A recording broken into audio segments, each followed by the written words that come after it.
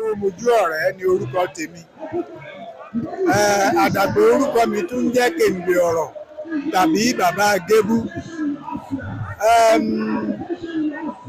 Olóyè Peter Fatomilola ó jẹ́ ẹ̀dá tí ó ṣe é mú yangàn, ẹni tí Ọlọ́run dá pẹ̀lú ìrẹ̀lẹ̀, tí ó dá tó fún ní ẹ̀bùn ọpọlọ tí ó jí pépé. Gẹ́gẹ́ bí ẹ̀yin náà ṣe gbọ́ nígbà tí ó ń fi mí hàn láàrin àwùjọ yìí, ó ní ọ̀rẹ́ òun, ọ̀rẹ́ ni wá láti ìbẹ̀rẹ̀ pẹ̀pẹ̀ nílùú Ilé Ifẹ̀ yìí náà láti jọ bẹ̀rẹ̀. A jọ lọ skul, a sì jọ jáde kọ́lẹ́jì ní àsìkò kan náà ni. Eré ṣíṣe yìí ó jọ wà nínú ẹ̀jẹ̀ wa ni. Ìgbà tá a sì ti wà ní kékeré ni a ti bẹ̀rẹ̀ sí lókìkí. Òkìkí wa jọ kàn ní ìlú Ilé Ifẹ̀ yìí débi tó fi jẹ́ pé ọ̀jọ̀gbọ́n Ọlárótìmí tó wà ní ẹ̀ka ètò ẹ̀kọ́ eré oníṣe ní Yunifásítì Ifẹ̀, OAU ti sìn Ọbáfẹ́mi Awólọ́wọ̀ Yunifásítì yìí, Yunifásítì Ifẹ̀ là ń pè é ní àsìkò tiwa ẹ̀ láàrin 1966-67. Ọlárótìmí ó rí ẹ̀bùn ọpọlọ àwa méjèèjì pẹ̀lú àwọn akẹgbẹ́ wa bíi Kọ́lá Oyèwọ̀, òun náà ti di ọ̀jọ̀gbọ́n ní ìsìn, àti alàgbà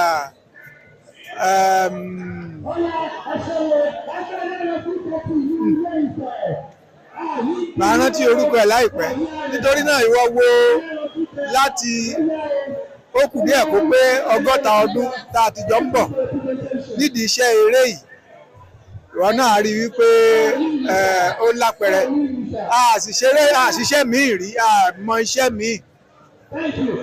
Àsìkò tí Dr. Ọlárótìmí tí ó ṣàfẹ́rí wa wípé ká máa bọ̀ ní Yunifásítì Ifẹ̀ pé ká wá kẹ́kọ̀ọ́ gboyè nínú eré orí ìtàgé, àsìkò ìgbà náà tá ẹ̀ṣẹ̀ jáde school sáà, èmi ti ríṣẹ́ sí rédíò Nàìjíríà nígbà náà. Iṣẹ́ rédíò ó sì ti ń wù mí láti ìgbà tí mo ti wà ní kékeré ni, láti ìgbà tí mo ti wà ní primary school, tí mi ti ẹ̀ mọ̀ pé mo lè ní oore ọ̀fẹ́ láti wọ iléeṣẹ́ rédíò níbi tán ti ń sọ̀rọ̀ nínú àpótí. Nítorí náà àsìkò yẹn ó yẹ kémi kọjá lọ sí rédíò Nàìjíríà Ìbàdàn nígbà táwọn Peter Fatomilola tí wọ́n wá sọ́dọ̀ Dr. Ọlárótìmí. Àwọn ń bá ẹ̀kọ́ wọn lọ, wọ́n dẹ̀ kẹ́kọ̀ọ́ títí wọ́n gboyè. Ṣùgbọ́n gbogbo wa a tún padà pàdé nídìí iṣẹ́ eré orí ìtàgé yìí, torí wípé èmi ni mo wá jẹ́ bí olóòtú fún eré orí rédíò.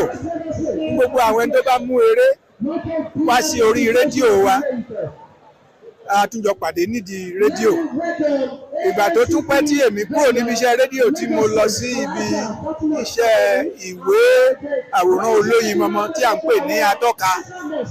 Gbogbo ẹni tó bá lóhùn òṣèré ńgbà náà tí ò bá tí ì ráyè wọ atọ́ka kan gbé eré ẹ̀ jáde, ó ń tọ̀hún ò tí ì lókìkí tó kò tí ì dáńtọ́.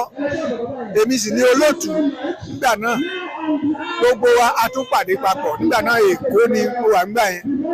Ìgbà tí iṣẹ́ tuntun wa darí sí iṣẹ́ fíìmù sinimá, kì í ṣe sinimá fídíò, sinimá alára ògiri tá à ń pè ní celluloid. Èmi ti di film director ńgbà yẹn, mo wà nípò olùdarí.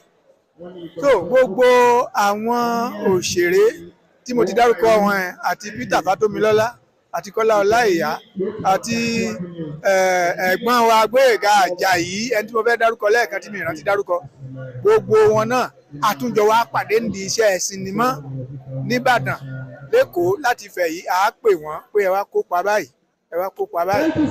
Bá a ṣe jọ wà láti ká ní èmi fẹ́ ṣe ayẹyẹ ọdún tí mo ti wà lórí ìtàgé báyìí bá ṣe ń sọ̀rọ̀ yìí, a máa ṣe ayẹyẹ 57 years on stage.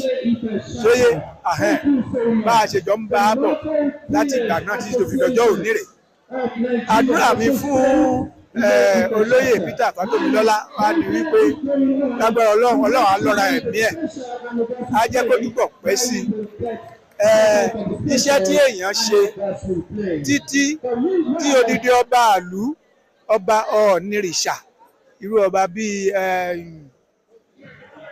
Okùn Adésíjú Adé tí wọ́n fi tọ́ka sí irú ẹni bẹ́ẹ̀ tí wọ́n pè é láti fi oyè dá lọ́lá nílùú Ilé-Ifẹ̀ tó yẹ kẹ́ ẹ mọ̀ pé òǹtọ̀hún ó dáńtọ́ nídìí iṣẹ́ tó ń ṣe ó ṣe é débi èrè ó ṣe é débi tí wọ́n fi mọ̀ tó fi gbajúmọ̀ káàkiri gbogbo orílẹ̀-èdè Nàìjíríà torí náà mo gbàládùúrà fún wípé bá a ṣe ń bá a ṣe ayẹyẹ 55 ọdún karùndínlọ́gọ́ta lónìí a bá ṣe ayẹyẹ 60 ọdún lórí ìtàgé ni o lórí òun fúnra lára ẹ̀ ó ti fẹ́ẹ̀ pé ọmọ 100 báyìí ṣùgbọ́n pé à ń ṣe ayẹyẹ orí ìtàgé a tún bá ṣe ayẹyẹ 60 a bá ṣe ayẹyẹ 75 a bá ṣe ayẹyẹ 70 pẹ̀lú